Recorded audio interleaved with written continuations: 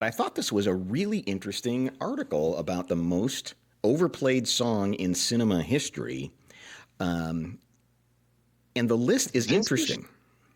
Yes, this was shocking to me when I found it because we we joke there's certain songs that you hear in every movie, right? And you're like, oh God, not this one again. Like for instance, off the top of my head, and I can't remember if it made the list or not. I have to pull up the website here momentarily, but like it seems every romantic comedy has Peter Gabriel's Salisbury Hill at some point. There's some type of montage of them running through or something along those lines of like Salisbury Hill Right. plays in the background. And so somebody went through and did the research of songs that are played the most in the backgrounds of movies. And when I saw this article initially, I thought it was going to be kind of, because there are songs that a lot of times will show up in the trailers for movies. They just kind of seem to be Yes, the ones that they always lean on. But these are actually songs that are part of the movie, and correct. so it begs two questions: Is Hollywood that unimaginative, or are these artists just happy to sell their soul? I think it's a little bit of column A, a little bit of column B. Now, Okay. this only goes back to 1970. All right. The guy who ran the numbers on this, he went back to 1970. So he went through 55 years and he kind of looked at all the credits for the songs and everything else. And he came up with this recent list. And the most recent song in the top 10 was Coldplay's Fix You, which was released in 2005, but has been in 42 movies thus That's incredible far to me. and put it at number 4 on the chart. Okay. Most of the songs that made the chart can be intrinsically attached to a certain kind of movie. For example, the Escape, the Pina Colada Song, and Marvin Gaye's soul classic Let's Get It On are perfect scenes where characters make the old, the beast with two backs, they say, as they've appeared in 36 and 38 movies / shows respectively. The Pina So Colada think about Song. that. The Pina Colada Song I don't think that. is in 30. How do you put those things in the 30 same category? How do you put the Pina Colada Song and Let's Get It On in the same category as I know being it's used sad, for a lovemaking moment? Well, it all depends, right? If you want a serious, tender, like baby making, you go Let's Get It On. Yeah. If you want to play the scene for laughs, I think you go the Pina Colada Song. Proceed with the list. Thank you. Thank you. Etta James, At Last, and Mazzy Star's Fade Into You Okay, are interesting. synonymous with romance and falling in love. Etta James, At Last, 49 times. Mazzy Star's Fade Into You, 41 appearances. No kidding. This has to be That seems wild to me. It does. That really does. This has to be like a money grab from the artists, I think. I mean, the first time I heard Mazzy Star, it's like, okay, that sets a vibe, but yes, it's 30 years, but for 41 different movies or films to That's go, really incredible. there is a emotional feeling between two characters. Cue the Mazzy Star Fade Into You. Like, just that. That song feels gloomy to me. You know? I mean, I know it's romantic, but it's kind of I don't know, there's like this weird bittersweet going on. Yeah, it does. It kind of walks that line. Yeah. The most popular category of song that finds its way most regularly onto the big and small screens, though, is the party anthem. Mm-hmm. You have Katrina and the Waves' "Walking on Sunshine" has graced 38 movies or shows, while Chumbawamba's "Tub Thumpin'" comes in at 39. Yeah.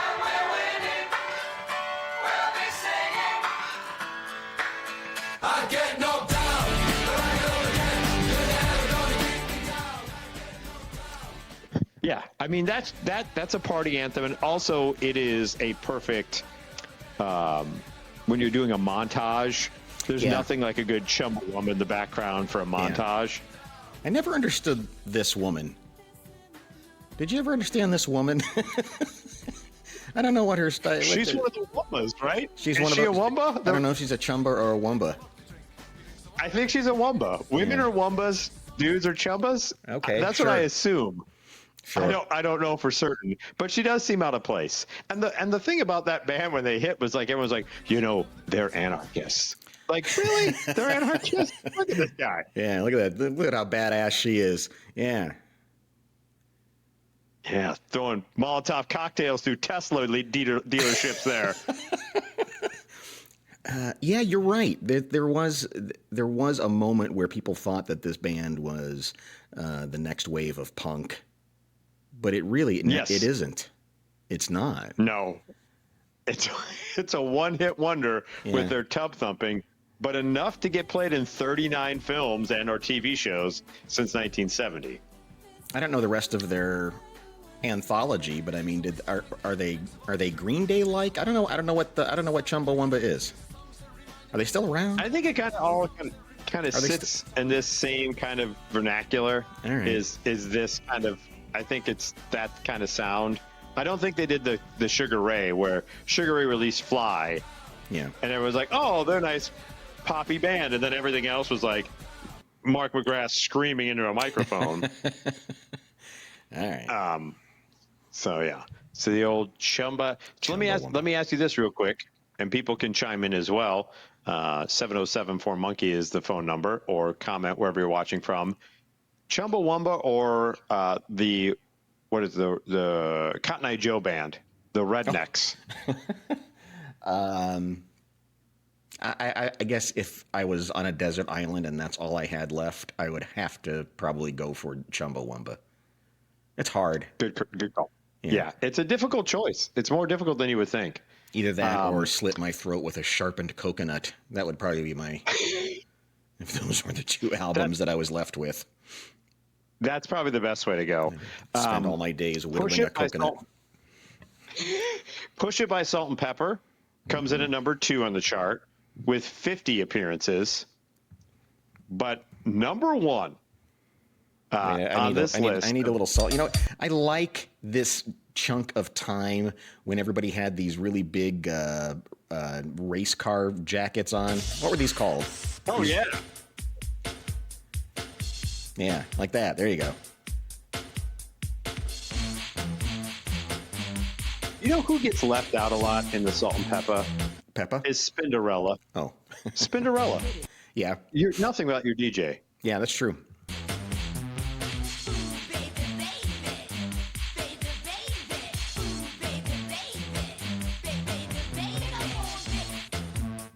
Now, and I don't think when this is used, it's used.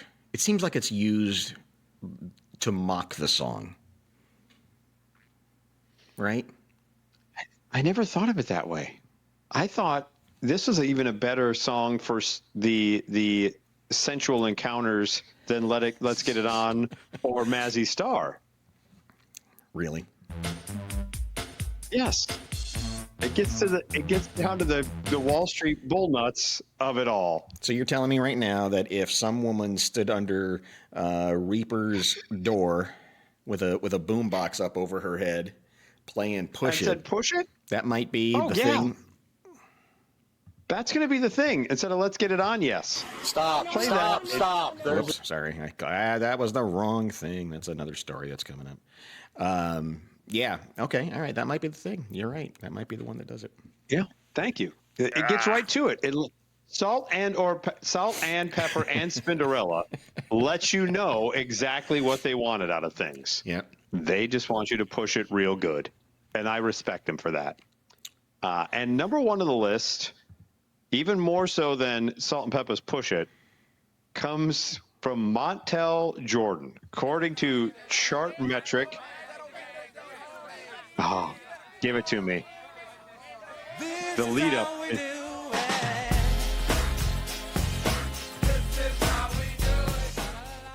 Montell, This Is How We Do It. Yeah. Number 1.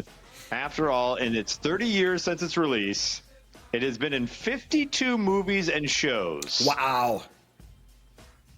52.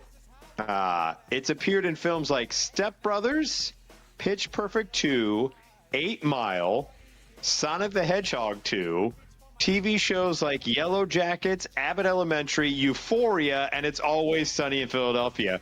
It can be used in a myriad of different situations, old Montell Jordan.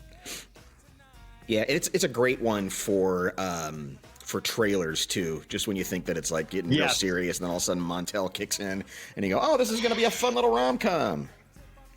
Well, not only that, or it's like, you know, this loser, Reaper, was a loser who never hit it with the ladies until one night Reaper went on a booze run. This is how we do it. And Reaper became...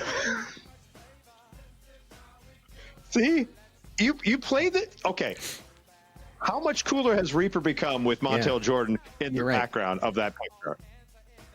Reaper gets no street cred, but Montell Jordan plays behind Reaper, and Reaper all of a sudden becomes a guy you can, maybe I'll go out with him later. Yeah, I'm with you on that. That's just what Montell Jordan does. Yeah. It makes you 5% more attractive anytime you play This Is How We Do It. Yeah, that's interesting.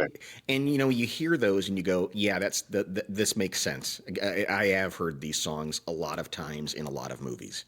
I'm not surprised by any of the ones that you mentioned.